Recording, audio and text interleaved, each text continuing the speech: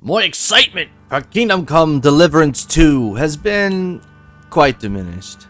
I'm gonna put some dirt in your eye. So many have been looking forward to Warhorse's next sequel project, as well as have admiration for the developers as a whole, and possibly being pioneers to the next generation of modern gaming. Especially if you love RPG fantasy games, as myself, you know the state of modern gaming has not been well. It's been underwhelming, depressing. Longtime fans even doubt if Elder Scrolls 6 will come out in their own lifetime, if even at all. And if it does, how good could it be? I mean, based on how the launch and continual finishing of, updating of Starfield, and to top it off, Todd Howard's just a movie producer now. This dude went from, oh geez, I'm old guys, I got one more Elder Scrolls and one more Fallout in me, and that might be it for old Todd Howard. Nah, he's a movie producer now. I really do think that Fallout show is gonna ruin Elder Scrolls. Not that I had any real high hopes for it anyway, but I think you get the point. Or maybe you're a Witcher fan. Maybe you wanted CDPR to go a prequel direction for the IP. And me, who is devastated that we finally get a series spin-off game, but it's her just getting nerfed and having her elder blood tainted and just being a female Witcher, not Ciri. Just typical copy and paste, throwing away her destiny, destroying her character and lore, just to copy The Witcher 3 again. But this isn't a Witcher 4 video, maybe it's some other day. But we often worry about the legacy of our favorite franchises and video games, like Elder Scrolls and The Witcher, and disappointed by these companies we are that once made history are now corporate conglomerates, forcing DEI into try to increase sales, but in the process lose the fans that got them to where they are. You know this. You have foreseen it. The actual solution is not these companies changing their ways, but we need new stories, new developers, new companies who are inspired by these games that we love. And that is why I love to compare Kingdom Come Deliverance as a beautiful fusion between the Elder Scrolls and The Witcher. This has been my white pill for gaming moving forward. But the reason why I bring up the fans' love for Warhorse is because it's clear right before the game released, Kingdom Come Deliverance 2 was AstroTurf and had its reputation blatantly attacked just to spoil the hype and excitement for this game. And although the news that was initially peddled by grifters like John Del Rosa, who like to tell you similar opinions that you might have, he doesn't actually care if video games are fun or good or not. The rumor was that Saudi Arabia had banned the game and taken it off of their stores because of an unskippable gay sex cutscene that was in the game. And immediately I saw right through this and assumed it was kind of bullshit. But although it's Saudi Arabia, why do I care that they banned the game? And if they did, it's purely just because of gay sex alone, all right? Because my problem with the KCD2 drama is not homosexuals being in the game, because there were homosexuals in the first game, and I thought they were written well. And I knew that this particular scene was not skippable, because all cutscenes are skippable. If you play an RPG or you play Kingdom Come Deliverance, you know that. But this had to have been something live in the game. It probably could be something that you missed if you don't look. I just knew that any gay sex that you would see in Kingdom Come Deliverance 2 would be Game of Thrones shit, right? Because the main villain, not like the main villain, right? The main villain is King Sigismund, but like the pawn for him that kind of acts as like the first obstacle or villain for Henry is gay. And maybe you're finding him, or maybe you're finding another bad guy, and you find out where he's hiding in an inn or in a castle or in a hideout or something, and you either spy on him or you walk in on him fucking some dude. Like that's clearly what it was supposed to be. And there's been, because this game has been, there's a lot of review copies out there. Unlike most developers, Warhorse actually gave out a lot of early copies very freely. and not to just shills. And so it's been confirmed by a few people that claim to have early access that it is a gay scene with an enemy that you walk in on that you could miss because you're going to kill him. And so people continue to overreact and assume that the unskippable gay scene was with Henry and not with the other enemy homosexual characters that were already in the game. And many people would agree and have the opinion that these companies, all companies, should be quick to respond to controversies like this while not being divisive at the same time. I don't know if I 100% agree with that. Of course, the Saudi leaks turned out to be true, but at the time it was kind of just a very poorly mistranslated report from Saudi Arabia that again turned out to be true. It is banned in Saudi Arabia. It's not purchasable in there, and it is because of homosexuality being in the game. At the time, I just thought ignore it. Like, this is just some stupid leak rumor from Saudi Arabia. Why do I care what Saudi Arabia does? I don't give a shit. And so the some of the writers of Warhorse did kind of have a response later, and that response was basically just don't believe everything you see on the internet. The game has been given as like test copies, review copies to a lot of people.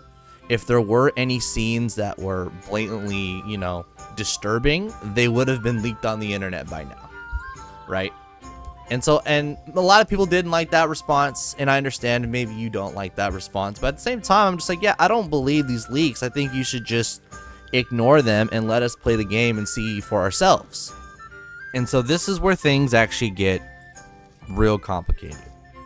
Daniel, in effort to clear the air of the situation and to be transparent with his customers, has a long tweet thread, but in very simplistic bullet points, right, to make the points clear. And here we go, the thread's right here.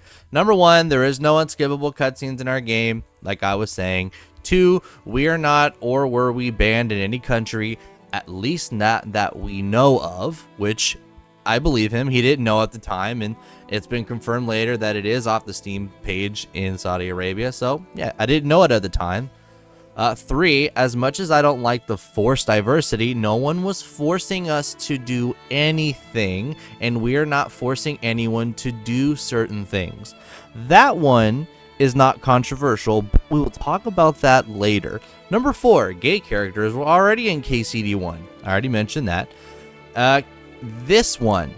This is the one that... This was a jab. This was a... This was a quick jab to the chin when I read this. This is where the controversy happens. KCD is an RPG. You are responsible for your decisions. If you want Henry to try the same-sex adventure, feel free. If you don't want to, you don't have to. All affairs are, as they were in KCD1, purely optional. The characters are perfectly aware that it was a forbidden sin. So trying to clear the air, in which things I was trying to debunk as being fake, right, confirms himself that it's actually not just gay sex that banned the game, but it's Henry himself that is gay, and that causes way more problems, at least in my perspective personally. This makes things 10 times worse. And so the reason why people are satisfied with the answer of it's purely optional, and therefore, and I am not okay with that option, is Kingdom Come Deliverance, yes, is an RPG, a role-playing game, but let's be honest, what is a role-playing game? It's very vague. You role play as something, right? But when you think of an RPG, you think of the Elder Scrolls. You think of Baldur's Gate. You think of Dragon Age. Probably just Origins, because Origins and Inquisition and Veilguard are RPGs in the way that Dragon Age 2 kind of was not an RPG. Dragon Age 2 was actually kind of more like The Witcher, right? Where in The Witcher, you roleplay as Geralt of Rivia, a Witcher. You are locked into being him. Not only that, but you can only make decisions that Geralt would make. And so that's why the Elder Scrolls, Bethesda's formula for having a role-playing game that kind of gives you that illusion of freedom is you're not supposed to do a 100% completion, do all the guilds and do all the missions, right? Because you're gonna be an elf archer in the Thieves Guild and then suddenly make your way to Winterhold and be a Bosmer with like archery and stealth mastery is just like the head mage of Winterhold, right? It doesn't make sense. You're supposed to create a character and roleplay and join the guilds and the stories that match the character that you made. That is actually more traditionally like a role-playing game, like D&D. I would kind of get made fun of for calling like The Witcher an RPG or Final Fantasy an RPG, because it's a popular opinion that, what makes it an RPG? You can change your sword. Like, really, that's it? It's still a linear story. It's not like open reigns or that illusion of freedom. To explain the impact that this has on fans, let's go back to literally just 2 to 3 weeks ago, right? Where the same Daniel who once told the left to fuck off for asking him why there wasn't enough diversity and inclusion in his game, because he said, because I want a historically accurate game. Fuck off, left, right? And then people in the Fellowship in our sphere of the circle were championing him when he had the quote that big studios were afraid of YouTubers like Asmongold and Critical Drinker. Daniel continued to be a paragon to AA gaming because he recognized the importance of understanding the opinions and thoughts of the actual gamers, aka the customers, and that YouTubers often represent the opinions of the customers of the gamers, and that's why they have so much popularity in subscribers and followers, is because they represent the majority opinion. And that's kind of how we communicate with studios nowadays. It's Twitter, it's comments, and it's YouTube videos. And it really seemed he understood that concept, and Warhorse Studios was a big white pill for me in gaming moving forward. He understood the power of the voice of the people, and importantly, fans, because he knew that us fans were going to be the ones that bought it day one. The people who played Kingdom Come 1 are going to be getting Kingdom Come 2 the day it comes out. And it's the word of mouth of us fans that peddle the game that creates a commercial success. And yet we'll see that he carelessly takes it all for granted by turning into this huge reply guy on Twitter. This guy goes on a rampage replying to literally every comment on any sort of thread that has to do with Kingdom Come Deliverance 2. And I just gotta say, if this dude has time to reply to literally everyone that talks about Kingdom Come Deliverance 2 and review like Star Trek movies and bitch about the culture war and talk about politics and things that he likes seeing Donald Trump do geopolitically, which is kind of cool. It seems he's kind of a Trump supporter. That's nice. Makes me happy. But this game better be fucking polished. If you have nothing better to do than be glued onto Twitter for these last 3 weeks to a month. And so let's start getting into Daniel's divisive tweets. Now, not the subject of the video, although would be a very interesting live stream to have with a panel, which we may potentially have one of these days. Many people, just for argument's sake, right? Just stay with me here. Many people view Kingdom Come Deliverance as a Christian game. And I understand the argument of, well, if it's not made by a Christian institute and it's not used as some sort of propaganda, why it's not a Christian game, which I hear those arguments and I understand why people have an issue with calling Kingdom Come a Christian game. But nonetheless, maybe it's because of the insane detail that you put into all the churches and the worlds, and that you roleplay as a Christian, and you have choices in Henry's life to decide if he should be a virtuous Christian or a lying, hypocritical, sinning Christian. Henry's come to see us. Henry? Help! Oh, dear God. Jesus Christ be praised. And so, regardless, for argument's sake, some people like to call this a Christian game. And another thing that I like to talk about on YouTube and on the internet is art is perceived by the viewer or the customer, right? And I cannot stand when artists throw a fit and they tell you how you should perceive their art. They have to explain their art to you. It's not art anymore if you have to do that. Or you're getting political if you feel the need to do that. And so Daniel has some more very hardy-har-har, like, decryptive tweets, right? Where he's like, oh, I'm stuck in this culture war, and I'm telling Nazis to fuck off, and the left hates me, and, you know, I had this whole... actually, it's a really cool video about how much homework this guy did to make Kingdom Come Deliverance 1, right? So he talks about how he designed in regards to the historical accuracy and also diversity, right? Because when you say the word diversity, you know what people think. They think diversity in some sort of racial or intersectionality or identity politics. That's kind of what that word means now. But I've watched this video because it's a good video. The diversity he means is streams and trees and shit, okay? Like, this dude is kind of just making fun of the people who bought his game and view it however they want to portray your art, your masterpiece. And it's why people are skeptical about wanting to buy your game. They feel betrayed that you're kind of getting into this big boy club. You're not a AA studio anymore. You're a AAA studio at this point. If you have people like PlayOn, an Embracer Group, being parent companies into you.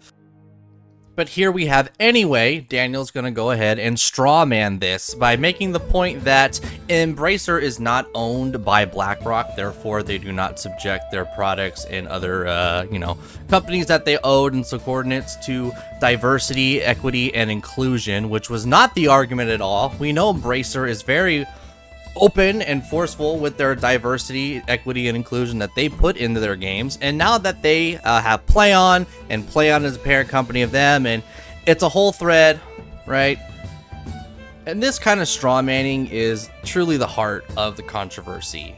Where, as earlier, right, the first devs, their response to the drama was, hey, you haven't played the game yet, so how can you judge it? Right? Don't judge a book by its cover, right? That was the stance very early on from Warhorse and people defending Warhorse about these Saudi leaks. But Daniel didn't take that advice. He goes ahead and judges a YouTuber's book by its cover, its thumbnail, by without watching the video.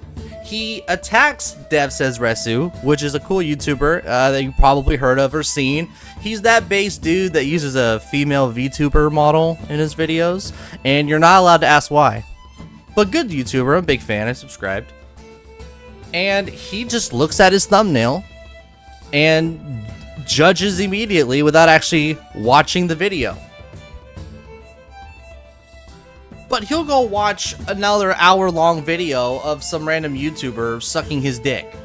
But just because the thumbnail is clickbait, he won't watch it, and he'll just use another straw man to dunk on people because they have certain concerns. And Rev's video is very similar to my video, where it's just concerns that people have, and how a lot of people on Twitter are expressing that they're kind of more in a wait-and-see mode with the game now and not getting it on day one because they don't have time to like watch trailers and YouTube videos every day and anticipate games. Not every fan has the time to do that, and they're tired of so much diversity and, you know, modern, postmodern politics and culture war shit getting in their games and ruining it. It's just the idea of it being anywhere near a new game will turn off a lot of people without even doing any research. That's the importance of marketing. Because not everyone's going to do the work or even take the time or invest the money to see if something's good or not. If it's just one sniff of, I've heard this, I've seen this before, I don't like this word, medieval, gay, diversity, optional, I'm done. You lose a lot of people with that. And so then you straw man here on the internet just to create more drama and division between fans. And this is what people have a problem with. And there's a whole thread that's out there about, community managers or people that are handling the Warhorse YouTube channel talking to people apparently years ago that are like, why isn't Henry gay? The usual Reddit suspects. But they had the legit answer where it's like, well, Henry's or you can't be gay in KCD 1 because Henry is not gay. You do not play as yourself, you play as Henry. I'm sorry, if you're a cat person, Henry is a dog person. He has a dog. I'm sorry. And so, in the argument that we're back to this now, the people are defending the gay option, is that I am not looking in any way, shape, or form to see myself in Henry, nor do I think that was the original purpose of the game.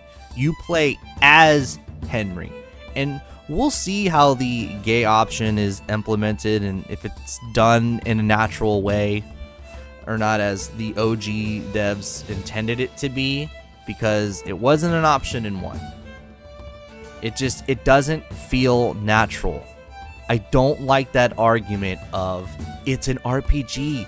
You do what you want to do. No, you are Henry. You are limited to things that Henry would do. In the first game, he does a lot of stupid stuff that I wouldn't do. Going back and, burying your parents. Spoiler alert, his parents die in the first game. That's a stupid decision. Don't do that, but you have to do it because that's what Henry wants to do. But what we can do, with a lack of a better term, is we can kind of lean left, right, or center about how Henry feels about certain people, certain situations. And for example, the gay character in the first game, there's a quest where we're looking for a murderer, and he's disguising himself as a monk. So you too disguise yourself as a monk, and we're looking for this fraud monk murderer. Now, the point of the quest is you're supposed to kind of catch on to the fact that he doesn't quite know about the place where he claims he's from. You ask him about his history, his past, and he kind of gives you a bunch of no answers, but he's really nice, so you don't expect it to be him. But what everyone expects is, I forgot his name, I think his name was Lucas or something, where they're like, oh yeah, what do you think of Brother Lucas? What do you think of Brother so-and-so? And he'll be like, that guy, he's always so guilty and nervous and sweating. It's always like he's hiding something. And then if you don't pay attention to the quest, you can accidentally accuse a homosexual who, joined as a monk to forgive himself of his sins of being a homosexual. Or you could actually just kill whoever you think is the murderer, and you could accidentally kill an innocent gay man if you don't investigate properly. And when you try to accuse him of being the murderer, he confesses, yes, I'm gay, who told you? I don't want to be it, yada yada yada. It's a very funny, very clever quest. And from there, Henry can answer, oh, you're disgusting, I can't believe you're homosexual. Or 2, you know what, you shouldn't be afraid to be who you are. Or 3, wow, you're doing the best that you can with the situation you're dealt with, and that's really cool of you. There's examples that we can lean how Henry perceives and what perspectives he has of the situation and decisions that are around him. And I've had these arguments, I guess, with Daniel of, well, it's not a Christian game. Henry's a really terrible person. Why? Because he had fornication with another lord's wife. He let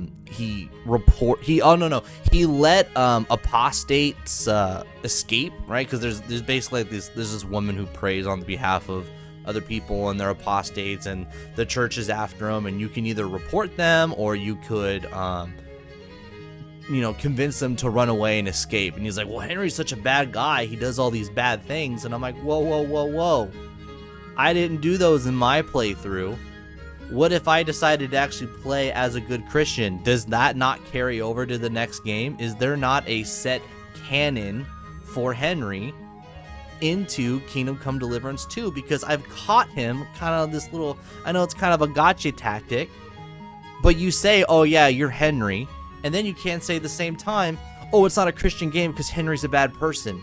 Well, I thought my decisions mattered. If I want to play as a virtuous Christian, why can't I be one?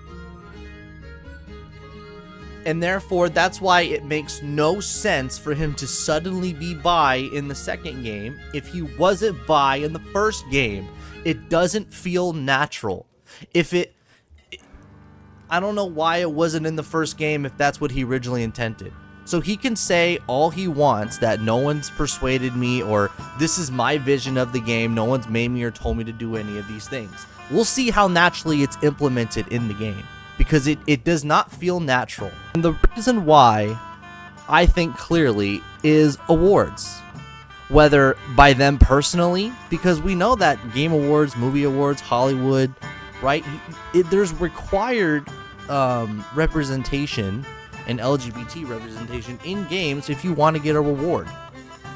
And so whether it's PlayOn in a booster group, these parent companies that are buying them, or it's them themselves, they want to get Game of the Year awards, and this game absolutely deserves Game of the Year. I know this is going to be a banger of a game. I am looking forward to it, even though I am very cautious and my enthusiasm for it has been kind of waned, but it's picking up back in again.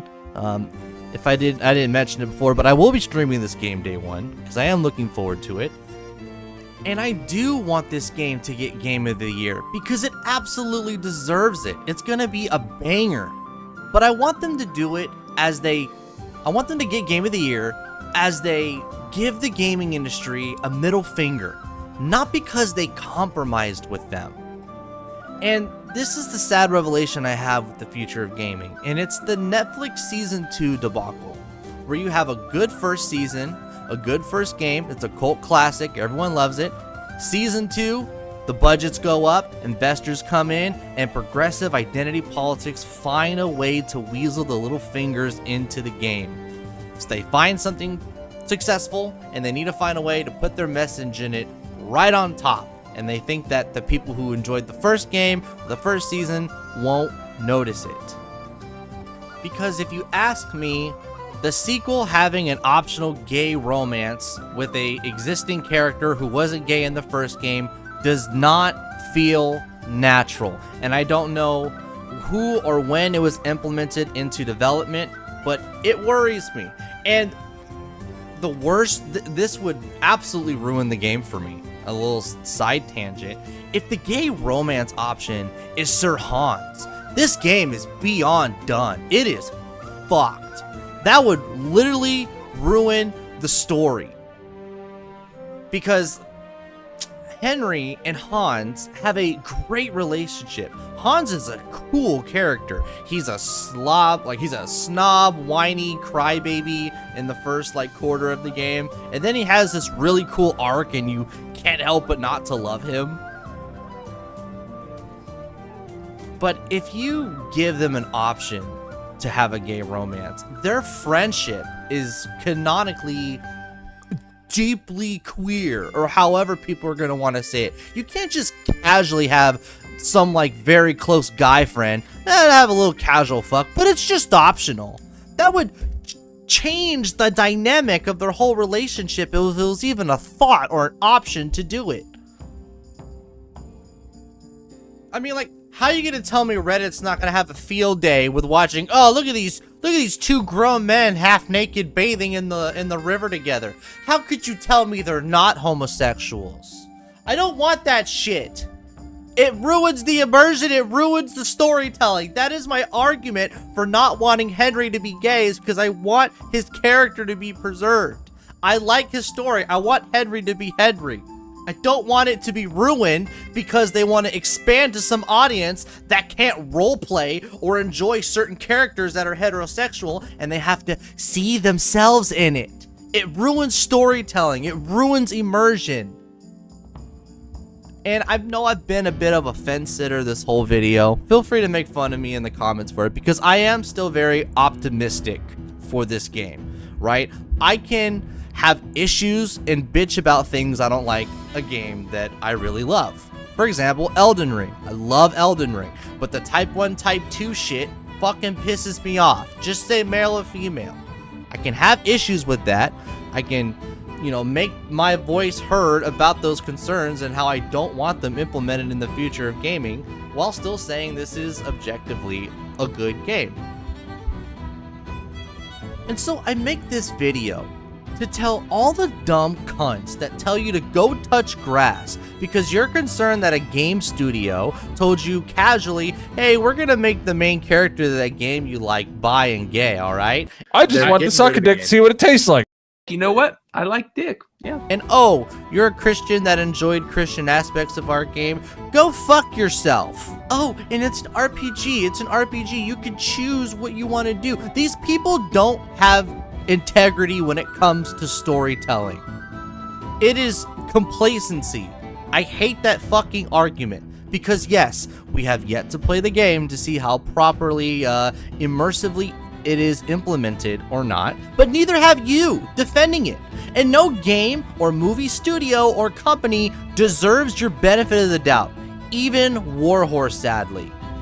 And this is why you don't pre-order like a moron, like me, because you get Netflix Season 2. Something popular comes out and all the wrong people want to get their hands on it, and we need to gatekeep our hobbies, alright? Make gatekeeping great again. It's okay to be worried and have yellow flags and point out things that you don't like to see. It's also up to these companies to convince us to give them our money, not co-founders of studios being divisive with their fans, telling them how to enjoy their art or their creation. The same people who first loved the game and defended Dan for doing this are corporate cocksuckers, and it's just pure anti-consumerism at this point. I am pro-customer, and if you're divisive in any way, shape, or form to existing customers, the problem is you, the corporation, and the problem is you defending them for doing it. But anyway, that's my video. I'm ultimately very much looking forward to Kingdom Come Deliverance 2. The drama was a stick in the mud, and there are some red flags and yellow flags at Warhorse Studios that I see, unfortunately. And then that video, you know, in a mixture of just my thoughts and opinions about the drama in general and the game in general, and Twitter not knowing what an RPG is. Like, yeah, that's what angered me the most to make this video. But and you know, I think the cause for so much strife and confusion is kind of like this era of DEI and entertainment that we're in, right? Where we have a lot of good games that were made like back in 2016 or 2018 maybe, that claimed to have been, oh, where we do diversity, or oh, Sweet Baby apparently worked on God of War 2018 or whatever, right? Where the game was already made beforehand and it was good before these institutions started getting in last minute and claiming it as their own. And then towards, 2020 and 2022, where we see from beginning to end games that have incorporated DEI, like Concord, like the Justice, or Suicide Squad Kills the Justice League, right? Where it's something similar with Warhorse and Kingdom Come Deliverance 2. I think a lot of the game was made exactly the way that Warhorse wanted it to be. And maybe some random person asked, hey, can we have Henry have a gay option? And he said, sure, why not? I don't care. It's optional. Or maybe this is kind of the tail end of the DEI and the, these big companies getting in there in the last minute, and then that can be very, alarming for the future of Warhorse Studios, right? Kind of the rant that I kind of went on in the beginning. But that's it. That's my thoughts and opinions. And thank you so much for watching this, especially if you disagree with me. Let me know your thoughts in the comments. Let me know what you think, how you feel.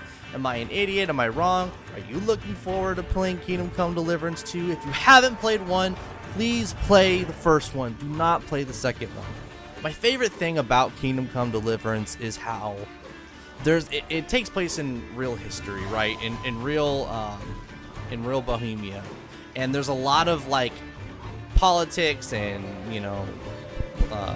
famous people and kings and lords and all those politics and war stuff, right? Where that could bore a lot of people getting into that kind of politics stuff.